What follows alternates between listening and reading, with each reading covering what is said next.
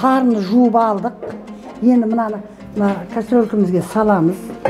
Міне кастрөлкімізге саламыз. Міне қолымызда қолғабымыз бар. Міне саламыз. Жақсылап жуып алдық. Мынадан азғантай су құяйық. Азғантай су құямыз.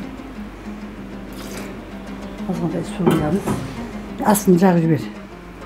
Астын жағып жібер. Неге мен көрсетіп берейін. Келіндер пісіреді неге мынау. Мінекей тарыны азғантай суға салдық. Мінекей салдық. Енді үстіне тұз саламыз. Тұз қайда? Тұзды бер.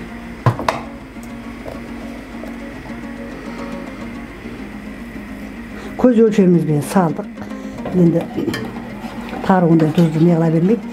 Сүтіңді әкел балам ай. Үстіне сүтті құйып, былғап тұрасын 5-10 минутта дәру піседі. Тез пісетін таған бұл бұрын осындай тары көжені біз сәскеде балдарға пісіріп беретін.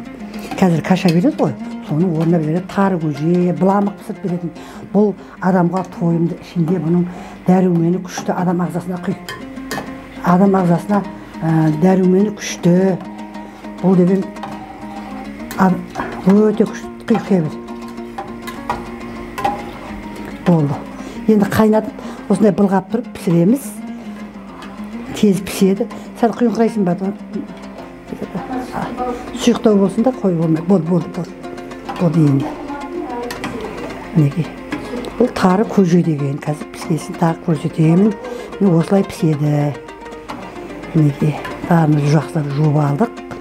Суға азғантай суға кішкене бөрттіріп алдық та, кейін үстіне сүт құйып қайнатып жатырмыз. Неге? Мынау тары көже дегеніміз, бұл да өте дәруменге бай, адам ағзасына өте жақсы әсер береді, қуаттандырады, күш береді. Оны да жаңағыдай үлкен кісілерге, жас балдарға көбіне пісіріп қойған пісіріп беріп тұрған бұның ішінде адам қуаттандырады, адам ағзасын қуаттандырып күш береді. Оның жаңағы несі бар, қасиеті бар. Сол үшін мына тары көже деген мынау. Тары көже. Тары көже. Жеп дайым татасындар қазір.